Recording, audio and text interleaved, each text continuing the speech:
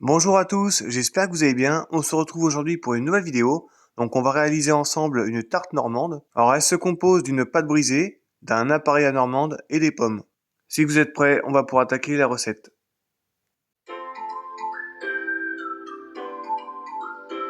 Pour la pâte brisée, il nous faut 250 g de farine, 125 g de beurre, un jaune d'œuf avec 72 g d'eau et 4 g de sel. On commence avec la pâte brisée, donc on va mettre dans la cuve du batteur la farine, le sel, le beurre et on va mélanger avec la feuille. On va mélanger pendant à peu près 5 petites minutes de façon à obtenir un sablage. Une fois que le beurre est bien incorporé dans la farine, on va pouvoir ajouter l'œuf et l'eau. Donc on mélange délicatement en première vitesse et au bout d'une minute, on va obtenir une pâte.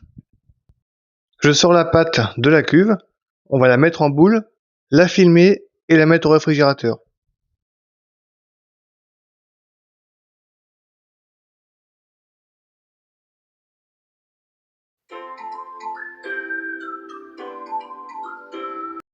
Pour l'appareil à normande, il nous faut 90 g de sucre, 190 g de crème liquide, 180 g de crème fraîche, 50 g de calvados, 3 cuillères à soupe d'extrait de vanille maison.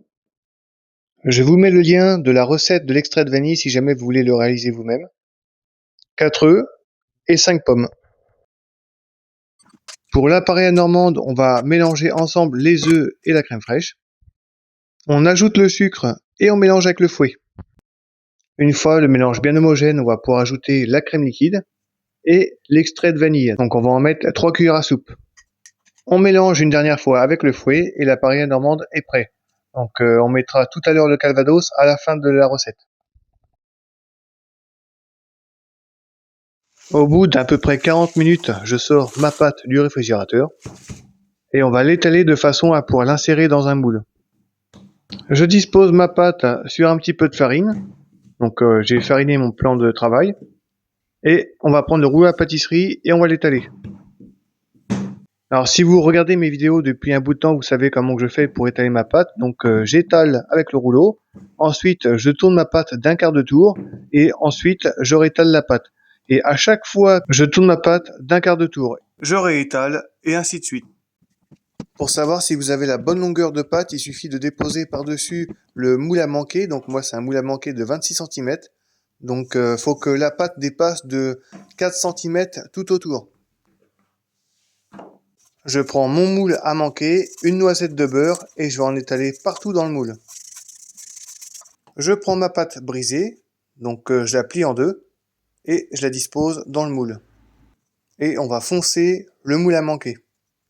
Pour commencer, on va bien enfoncer la pâte dans le fond du moule et puis ensuite on va la coller tout le long. Donc je presse avec les doigts et ensuite on va couper l'excédent. Avec mon couteau, donc je fais tout le tour. On fait attention de ne pas rayer le moule. Et une fois qu'on a enlevé l'excédent, on va pouvoir garnir le fond de tarte. On va prendre nos 5 pommes et puis on va retirer le pédoncule et enlever la peau. Ensuite, on coupe les pommes en deux. On retire le trognon avec les pépins. Je prends mes demi-pommes et je vais les couper en quartiers. Et ensuite, ces quartiers, je vais les couper en gros morceaux. Alors après, au niveau de la coupe, c'est comme vous voulez. Vous pouvez très bien couper comme moi des gros morceaux ou alors des quartiers. Une fois que vous avez coupé vos 5 pommes, on va les mettre dans le moule. On garnit généreusement le fond de tarte et ensuite par-dessus, on va pouvoir ajouter l'appareil à normande.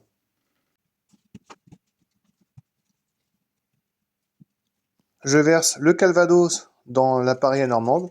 On mélange une dernière fois avec le fouet. L'appareil à normande est prêt. On va pouvoir le verser sur les pommes et ça part au four. Alors pour la cuisson, comptez à peu près 1 heure à 180 degrés.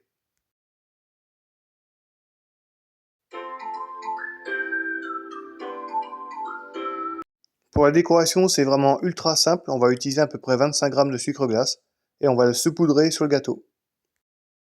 Une fois que le gâteau est cuit et qu'il est refroidi, on va pouvoir le décorer. Donc là, on va le sortir du moule. On va le retourner Je vais mettre une petite assiette au milieu du gâteau et on va mettre du sucre glace tout autour.